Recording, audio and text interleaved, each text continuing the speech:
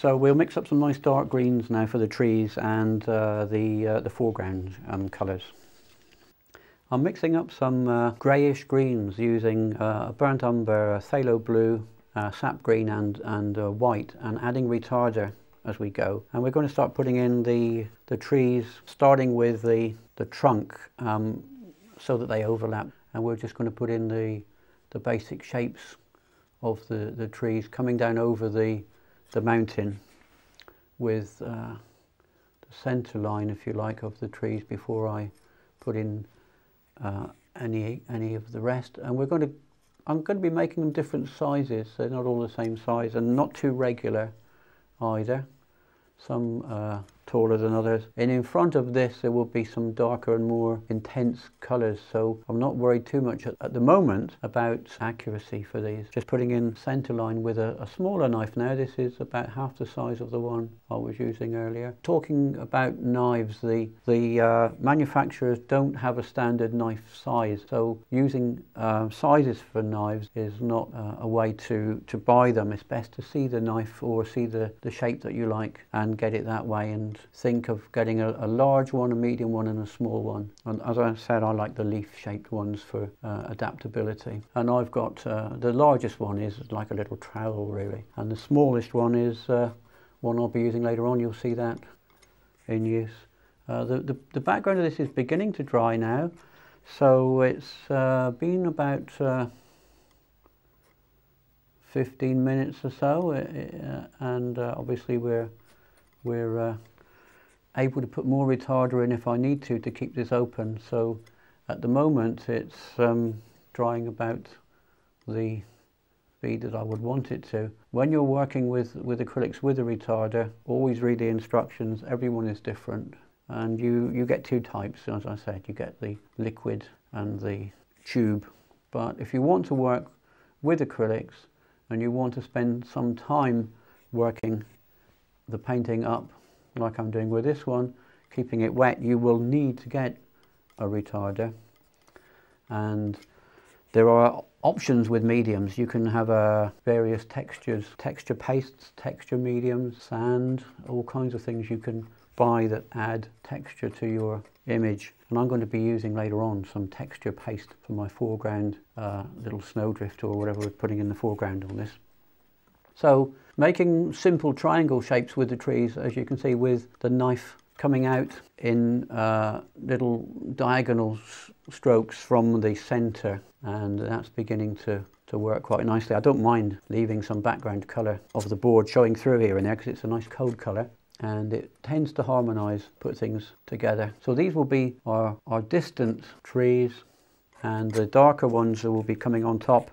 I've got phthalo blue, some burnt umber, I've got sap green on the palette here, and we'll just mix up now a darker, richer version of this green, more of the retarding gel going in, and we'll put some of these rich greens on the top. This is a nice dark set of colours now, and these will come over the top, so this is going to be some trees in the foreground coming down over the top. We'll start by giving an impression of some of the clumps of the branches. You don't need to put everything in. It's about putting in the impression of the trees, and if they're close together you can get away with just putting in the outline and the hints of branches, and they spray out really from the central trunk. Looking up, so we'll put in a few here.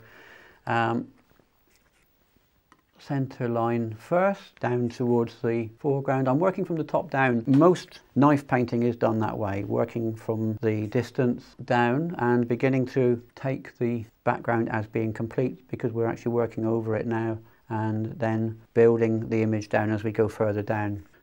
Taking the knife from the point of view of an edge, we can lift the paint on one edge of the knife, put in a nice straight line down as far as we want to go with it, and working up one side of the tree, I'm using the knife on its on its edge with paint on the right hand edge of the knife. Make that one a taller tree, there we go. And this time, I'm going up the other side of the tree, I'm scraping paint onto the left hand edge of the knife, so the paint is now on the left hand side, a ridge of paint, and I'm going up that side of the tree. So you use both sides of the knife depending upon what you want to do with it. So we'll just simply block in some more of these. I'm going to scrape back here and there as well, just to show the center line, the trunk here and there, while it's still wet and workable. So we've got, this is called sgraffito, which is an Italian oil painting term. Very nice for scraping in fine detail or fine lines into wet paint. So we put some more trees on just here, and then a little gap, and as long as I don't want to do too much working with these trees and have too much need to work back into it, I can wait for this to dry, because the knife painting that I've done so far, I've completed the areas that I want to work in and modify. So it doesn't matter now if the top half of this dries. I can work down along the bottom half on top of these trees, as long as I'm working fairly quick, and I can wait for the painting to dry while I mix up some more colour. So I'm just going to finish this tree. We have a few smaller little ones down here, and these alpine type scenes and mountain scenes are great with a knife. You can do so much textural marks with a knife that you can't do with a brush, and it stops fiddling about as well. We tend to fiddle about. Us artists are terrible for fiddling, and if you're not careful, you've got a brush, you try and put in every single branch and every single twig, and of course with a knife it's practically impossible to do that.